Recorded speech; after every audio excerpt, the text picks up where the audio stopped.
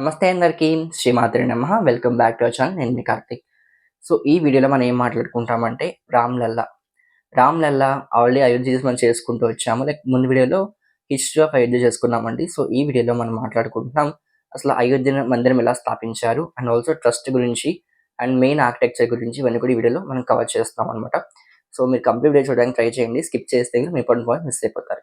So, video late చేయకుండా start చేసేద్దాము. First మనకి 2019లో కోర్ట్ తీర్పిచ్చింది కదా! సుప్రీం కోర్ట్ తీర్పిచ్చింది. తీర్పులో ఏమున్నాయంటే 3 కేటగరీస్‌లో సుప్రీం కోర్ట్ తీర్పిచ్చిందనమాట. ఆ తీర్పులో మెయిన్ వచ్చేసి మనకి 2.27 ఎకరాలు ఆఫ్ ల్యాండ్‌లో మనకి రామ జన్మభూమి కన్‌స్ట్రక్షన్ జరగాలి. ఆ తర్వాత 5 ఏకర్స్ ఆఫ్ ల్యాండ్ ముస్లిమ్స్‌కి ఉచితంగా అయోధ్యలోనే ఇవ్వాలి. అక్కడ మసీద్ కట్టాలని చెప్పేసి చెప్పింది.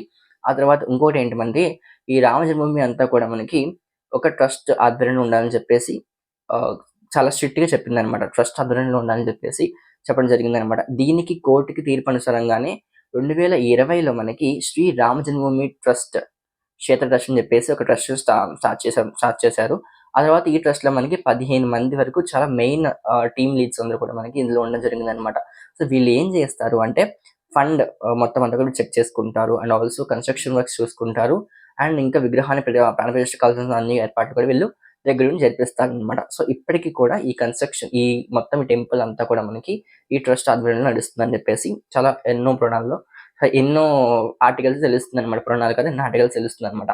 సో, ఈ తర్వాత మనకి 2020లో ఇదంతా జరిగిన తర్వాత ఆలయంలో చాలా బలంగా ఉండడానికి ఐటీఐఎస్ ద్వారా సైంటిస్ట్‌ని పిలిపించి మొత్తం soil test, ground water test అలాగే ఎన్నో టెస్టులు చేసి 47 లేయర్ ఆఫ్ కాంక్రీట్ అలాగే 600 థిక్‌నెస్ ఉండే ఒక 14 మీటర్స్ డీప్ ఇవన్నీ కూడా మనకి ప్రతీది కూడా కొలత ప్రమాణంగా చేశారనమాట అండి. సో, ఇంత అంతా కాదు. సో, మొత్తం అంతా కొంచెం డీటెయిల్‌గా ఆర్కిటెక్చర్ చేసి ఇవ్వడం జరిగిందనమాట. ఇవన్నీ కూడా proper high official quality materials and also proper సైంటిస్ట్‌లు అండ్ ఆల్సో సాయిల్ టెస్ట్ ఇవన్నీ చేసే వాళ్ళందరూ ఆధ్వర్యంలో మనకి టెంపుల్ కన్‌స్ట్రక్షన్ జరిగిందనమాట. నరేంద్ర మోడీ గారి మెయిన్ మోటో ఏంటంటే ఈ టెంపుల్‌ని ఒక 1000 ఇయర్స్ వరకు కూడా చూపించాలని చెప్పేసి ఆయన మెయిన్ మోటో అనమాట. సో, 1000 ఇయర్స్ వరకు ఇది ఎంత దృఢంగా ఉండాలి అంటే ఇవన్నీ కూడా మనకి వాడాలనమాట. అండ్ ఇందులో మెయిన్ థింగ్ ఏంటి అంటే ఈ టెంపుల్ అంతా కూడా మనకి ఓన్లీ సాయిల్‌తో మాత్రమే కన్‌స్ట్రక్షన్ చేశారండి.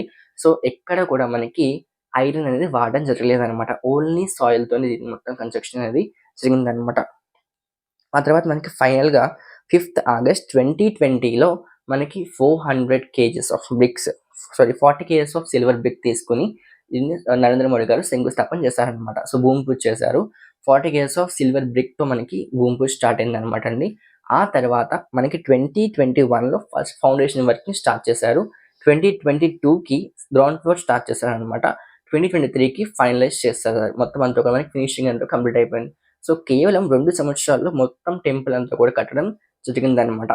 ఈ తర్వాత మనకి 2023లో రామ్‌లల్ల విగ్రహాన్ని తయారు చేయడం స్టార్ట్ చేశారనమాట. లైక్ మొత్తం ఎవరు చేస్తారు బాగా అని చెప్పేసి సెర్చ్ చేస్తూ ఉంటే అందులో మనకి అర్జున్ యోగిరాజ్ గారు బాలరాముడి విగ్రహాన్ని మనకి సెలెక్ట్ చేయడం జరిగిందనమాట. నిజంగా చాలా అద్భుతంగా ఉంటుంది మనకి బాలరాముడి విగ్రహం చాలా ఇంకా నిజంగా రాముడు అక్కడ ఉన్నారేమో అని చెప్పేసి మనకి అంత అద్భుతంగా అనిపిస్తుందనమాట. సో, చాలా మంది చూస్తూ ఉంటారు రాముడి విగ్రహము.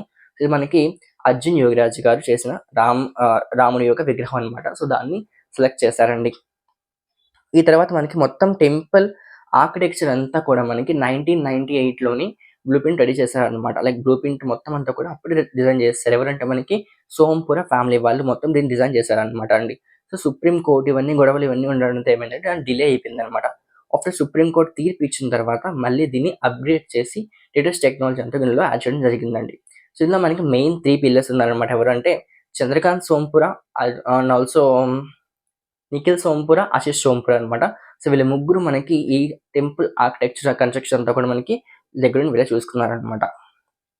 ఇలా మనం చూసుకుంటూ వెళ్తే మొత్తం టెంపుల్ అంతా కూడా మనకి 3 లేయర్స్‌లో కట్టడం జరిగింది. Ground floor, first floor, second floor. Ground ఫ్లోర్‌లో మనకి బాలరామ మందిరం చెప్పారు. సెకండ్ ఫ్లోర్‌లో మనకి రామ్ దర్బార్. థర్డ్ ఫ్లోర్‌లో మనకి రామకథ. అంటే ప్రతి ఒక్కళ్ళకి మన రామకథను తెలియాలని చెప్పేసి థర్డ్ ఫ్లోర్‌లో మొత్తం అంతా కూడా మనకి బొమ్మల ద్వారా మొత్తం రాముడు గ్రంథాలు అవన్నీ కూడా మనకి అక్కడ పెట్టడం జరిగిందనమాట. సో, లైక్ ఇది ఎలా చెప్పొచ్చంటే టెంపుల్ కమ్ మ్యూజియం అని చెప్పొచ్చండి. సో, 2 కూడా మనకి ఒకే ఒకే చోట మనకి చూసుకోవచ్చనమాట.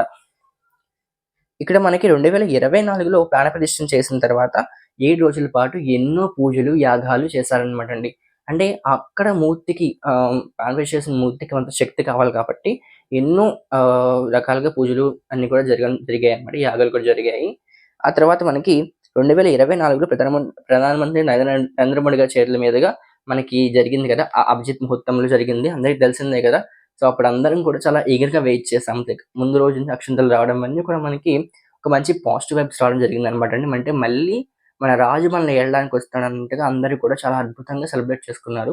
ఒకవేళ అయోధ్యలో మనం ప్రత్యక్షంగా వెళ్ళకపోయినా గూడా మన ఇళ్ళలో మనం దీపాలు పెట్టి మొత్తం అందరిని కూడా లైక్ ఒక యూనియన్‌గా ఫార్మ్ అయ్యి మనందరం కూడా దీన్ని ప్రత్యక్షంగా, పరోక్షంగా అందరం కూడా ఇన్వాల్వ్ అయ్యి సెలబ్రేట్ చేసుకున్నాము.